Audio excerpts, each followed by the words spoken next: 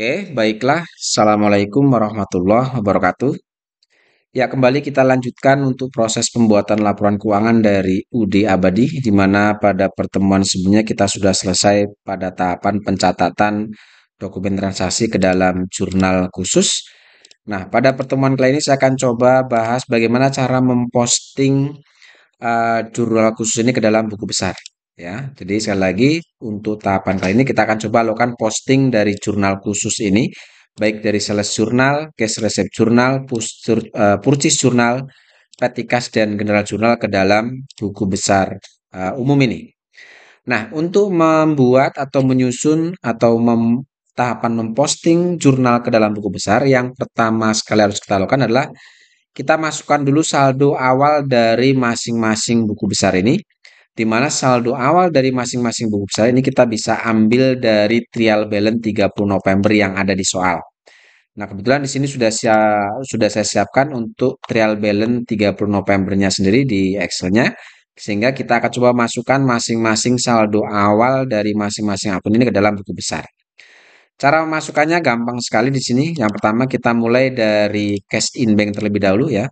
Di sini cash in bank saldo awalnya ada di sisi sebelah debit, sehingga kita langsung masukkan ke dalam buku besar sebagai saldo awal dengan cara kita masukkan tanggalnya tanggal 1, keterangannya adalah balance atau trial balance juga boleh. Lalu karena saldo, maka kalian langsung masuk ke kolom saldo ini. Ya tadi cash in bank ada di sisi sebelah debit, maka kalian masukkan di sisi sebelah debit seperti ini.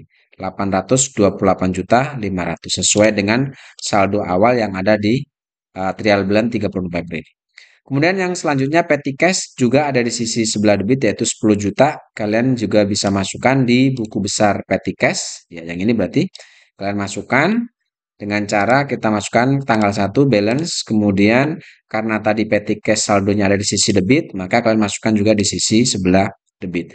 Silakan lakukan seperti itu ya, dari petty cash sampai dengan income tax expense. Yang debit kalian masukkan sebagai saldo awal debit di buku besar, yang kredit kalian masukkan sebagai saldo awal di sisi sebelah kredit di sisi atau di buku besar ini. Oke, untuk mempersingkat waktu mungkin saya akan coba langsung percepat seperti ini ya untuk saldo awalnya. Caranya sama seperti tadi ya. Kita masukkan saldo awalnya sesuai dengan saldo yang ada di trial balance 30 November. Yang debit silakan kalian masukkan di debit, yang kredit kalian masukkan di sisi sebelah kredit seperti ini caranya.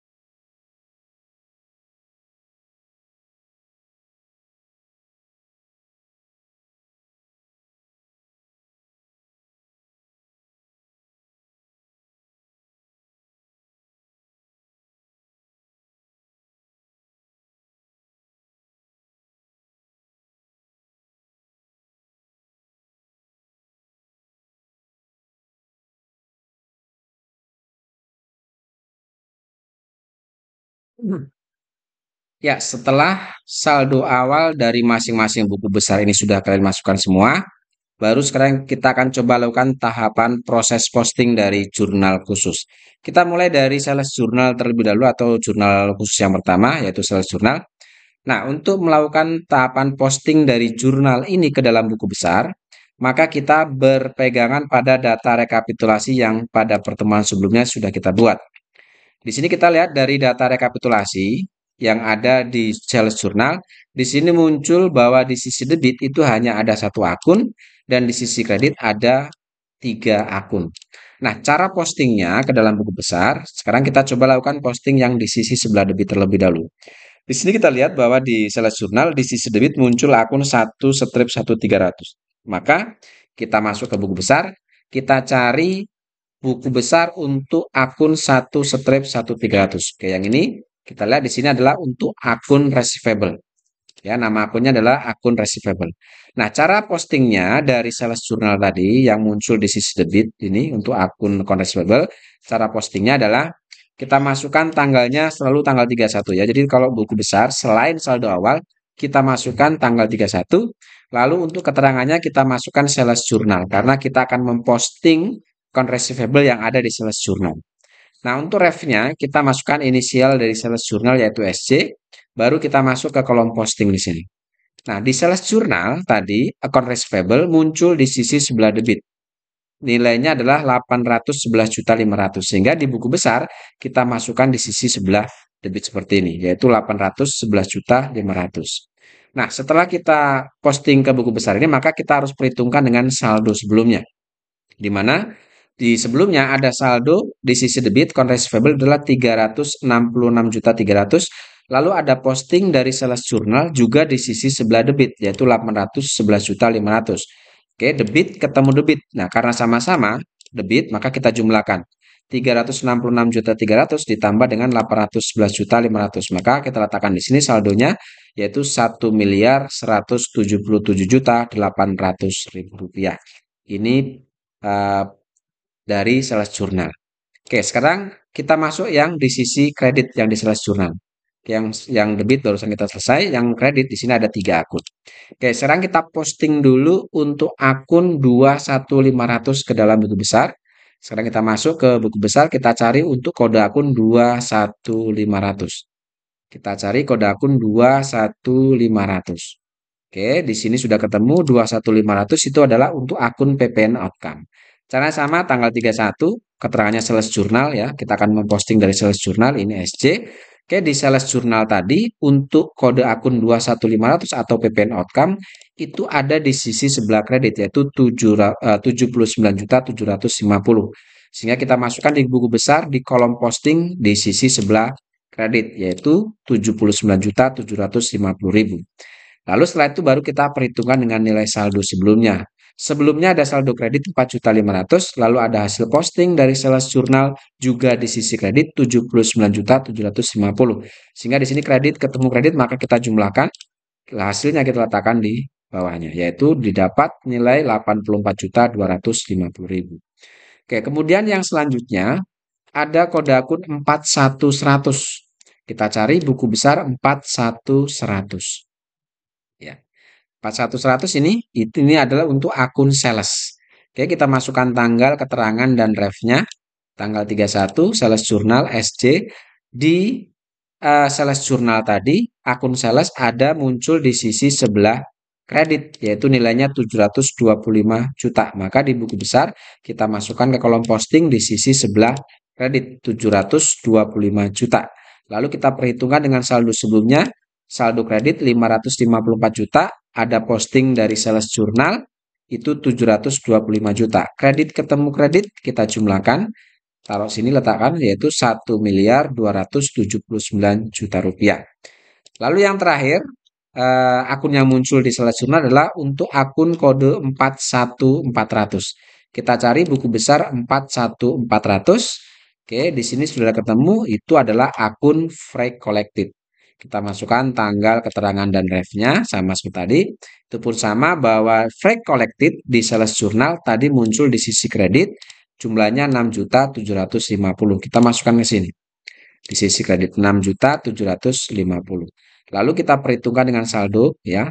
Sebelumnya tidak ada saldo awal. Otomatis dari sales jurnal ini akan menjadi saldo untuk fresh collected per transaksi yang ada di sales jurnal, yaitu 6.750.000 di sisi sebelah kredit. Ini tinggal memindahkan saja. Oke, untuk sales jurnal posting ke buku besar selesai. Saya rasa sangat mudah seperti itu caranya ya. Sekarang kita masuk ke cash receipt journal. Oke, cash receipt journal untuk posting ke buku besar, sekali lagi kita lihat data yang ada di rekapitulasi, di mana rekapitulasi adalah gambaran akun yang muncul di cash receipt journal. Kalau kita lihat di cash receipt journal, dari data rekapitulasi, di sini ternyata di sisi debit hanya muncul satu akun, yaitu 1/100, dan di sisi kredit pun sama, satu akun, 1/1300. Oke, sekarang kita posting dulu yang muncul di sisi debit, yaitu untuk akun 1/100. Kita masuk ke buku besar, kita cari kode akun 1/100. Oke, di sini sudah diketahui ternyata di sini adalah untuk akun cash in bank. Oke, kita masukkan tanggal 31, keterangannya adalah cash receipt journal. Oke, di cash receipt journal tadi cash in bank muncul di sisi sebelah debit, yaitu totalnya 905.160.000 rupiah. Oke, sekarang kita masukkan ke kolom posting di sisi sebelah debit, yaitu 905.160.000. Lalu kita perhitungkan dengan saldo. Sebelumnya ada saldo debit 828.500.000, ada posting dari cash receipt journal 905.160.000. Oke, di sini debit ketemu debit karena sama, kita jumlahkan saja, kita letakkan di sini. Maka cash in bank sekarang saldonya adalah 1.733.660.000 rupiah. Oke, itu untuk posting cash receipt journal yang ada di sisi debit. Sekarang kita posting untuk akun yang muncul di sisi sebelah kredit, yaitu 1/1300. Sekarang kita masuk ke buku besar untuk 1/1300. Ini adalah untuk akun receivable. Oke, kita masukkan tanggal 31, keterangannya adalah cash receipt journal, ref-nya CRJ. Oke, di cash receipt journal tadi bahwa akun receivable itu muncul di sisi sebelah kredit, besarnya 905.160.000. Kita masukkan ke kolom posting di sisi sebelah kredit seperti ini. Nilainya adalah 905.160.000. Oke, sekarang kita perhitungkan dengan saldo. Sebelumnya ada saldo account receivable di sisi debit itu 1.177.800.000. Lalu ada hasil posting dari cash receipt journal di sisi kredit. Oke, kalau kita lihat di sini saldonya ada di sisi debit, ada hasil posting dari sisi kredit. Di sini ada beda sisi. Nah, karena beda sisi maka otomatis debit ini karena nilainya lebih besar maka dikurangkan dengan yang ada di kredit, yaitu 905.160. Berarti debit ini, saldo debit dikurangi dengan posting dari cash receipt journal di sisi kredit. Hasilnya didapat untuk saldo account receivable itu adalah 272.640.000 rupiah. Oke, itu untuk posting dari cash receipt journal, baik debit maupun kredit sudah selesai. Sekarang kita masuk ke jurnal khusus purchase journal. Oke, sama seperti tadi, di sini kalau kita lihat di data rekapitulasi, bahwa purchase journal di sisi debit itu muncul 3 akun, di sisi kredit hanya muncul 1 akun. Oke, sekarang kita posting dulu yang dari debit dulu, atau akun-akun yang muncul di sisi sebelah debit dulu. Oke, di debit sini muncul akun 1/1500. Kita cari buku besar 1/1500. Oke, ini adalah untuk akun merchandise inventory. Oke, cara masukkannya sama, tanggal 31. Keterangannya adalah karena kita mau posting dari purchase journal, maka keterangannya kita masukkan purchase journal. Oke, di purchase journal tadi merchandise inventory masuk di sisi sebelah debit, yaitu 427.500. Kita masukkan di sini di kolom posting di sisi sebelah debit, yaitu 427.500. Lalu kita perhitungkan dengan nilai saldonya. Saldo sebelumnya ada 420 juta di sisi debit. Lalu di sini dari posting purchase journal pun di sisi sebelah debit. Oke, debit ketemu debit, ini kita jumlahkan, didapat nilai 847.500.000 rupiah. Dan selanjutnya untuk yang ada di sisi debit adalah untuk kode akun 51200. Kita cari buku besar 51200. Oke, 51200, kita cari kode akunnya. Oke, ketemu di sini adalah Freakpad ya. Kita masukkan kode akunnya. kita masukkan tanggalnya, keterangannya purchase journal di sini PJ, kemudian di purchase journal freak paid ini muncul di sisi sebelah debit dengan nilai 2.250.000. Kita masukkan di kolom posting juga di sisi sebelah debit 2.250.000. Lalu kita perhitungkan dengan saldo. Sebelumnya ada saldo debit 8.800.000, lalu ada hasil posting dari purchase journal juga di sisi sebelah debit 2.250.000. Oke, debit ketemu debit, maka kita jumlahkan, kita letakkan di sini. Didapat nilai Rp11.050.000. Oke, itu sisi debit selesai, sudah kita posting semua ke dalam buku besar. Sekarang kita posting untuk akun yang muncul di sisi sebelah kredit. Di sini hanya muncul satu akun yaitu 21100. Sekarang kita masuk ke buku besar, kita cari untuk akun 21100. Oke, kalau kita lihat 21100 ini adalah untuk akun payable. Oke, kita masukkan tanggal 31, keterangannya adalah purchase journal. Oke, di purchase journal akun payable tadi muncul di sisi sebelah kredit yaitu 476.775.000. Kita masukkan di kolom posting di sisi sebelah kredit yaitu 476.775.000. Lalu kita perhitungkan dengan saldo, sebelumnya ada saldo kredit, ini pun ada posting dari purchase journal di sisi sebelah kredit. Kita jumlahkan karena kredit ketemu kredit, kita letakkan di sini. Ya, ketemulah hasil 765.375.000. Ya. Oke, saya rasa dengan 3 contoh posting jurnal khusus ke dalam buku besar, itu saya rasa cukup ya. Untuk yang cash payment jurnal, silakan kalian lanjutkan. Untuk petty cash pun sama, kalian lanjutkan. Dan yang terakhir yang harus kalian posting ke buku besar itu adalah general journal atau jurnal umum. Jadi yang harus diposting ke buku besar, yang pertama dasar sales journal, lalu cash receipt journal, purchase journal, cash payment journal, lalu ada petty cash, dan yang terakhir adalah general journal. Masing-masing posting semua harus berdasarkan data rekapitulasi yang sudah kalian persiapkan atau kalian buat di jurnal masing-masing ya. Jadi data rekapitulasi jadi acuan untuk posting ke dalam buku besar. Oke, saya rasa itu ya. Jika sudah kalian posting semua, maka hasilnya kira-kira seperti ini. Ya. Untuk cash in bank menghasilkan saldo akhir 1.127.260. Kemudian untuk petty cash menghasilkan saldo akhir 8.700.000 dan seterusnya sampai di bawah. Ini sudah muncul semua saldo-saldo akhir setelah adanya posting itu. Untuk interest expense saldo akhirnya 22.800.000. Oke, jadi jika sudah kalian posting semua dari jurnal khusus ini tadi ya ke dalam buku besar, kira-kira hasilnya seperti ini. Nah, setelah selesai, maka masing-masing buku besar ini akan menghasilkan saldo akhir untuk masing-masing akun ya. Untuk cash in bank saldo akhirnya ini, untuk petty cash saldo akhirnya yang ini debit 8.700.000. Untuk akun receivable saldo akhirnya itu adalah untuk di sisi debit ada saldo 246 juta dan seterusnya. Nah, saldo-saldo akhir ini ya yang dihasilkan dari masing-masing buku besar ini akan kita rekap ke dalam laporan trial balance atau neraca saldo 31 Desember ya. Jadi hasil buku besar yang barusan kita buat tadi, hasil saldo akhirnya kita akan rekap ke dalam trial balance 31 Desember 2022. Dan caranya pun cukup gampang ya. Yang pertama di sini ada kolom kode, nama akun, ada debit dan kredit. Untuk kode dan nama akun, silakan kalian masukkan semua nama akun yang ada di daftar akun yang ada di soal. Atau bisa juga nama akun itu kalian masukkan sesuai urutan yang ada di buku besar ini. Cash in bank, lalu petty cash, account receivable, lalu allowance for debt, full debt, dan seterusnya. Kalian masukkan ke sini.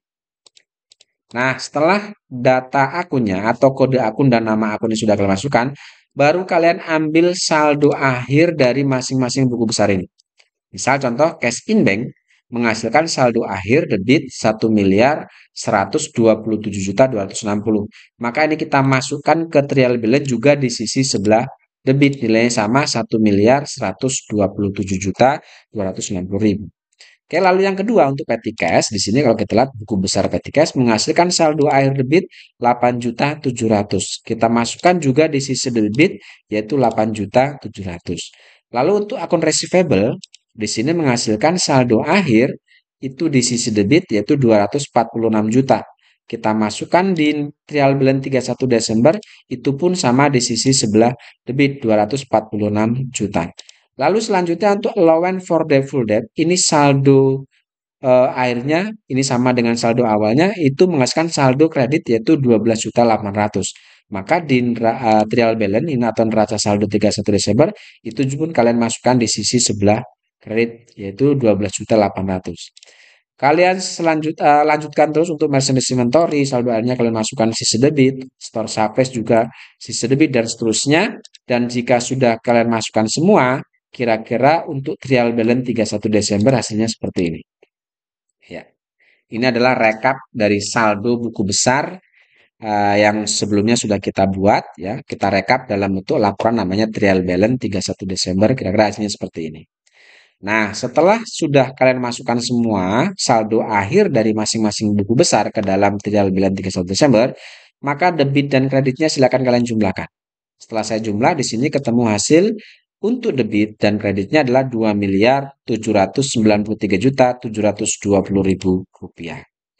Oke, saya rasa cukup mudah dalam menyusun laporan neraca saldo 31 Desember atau trial balance 31 Desember ini.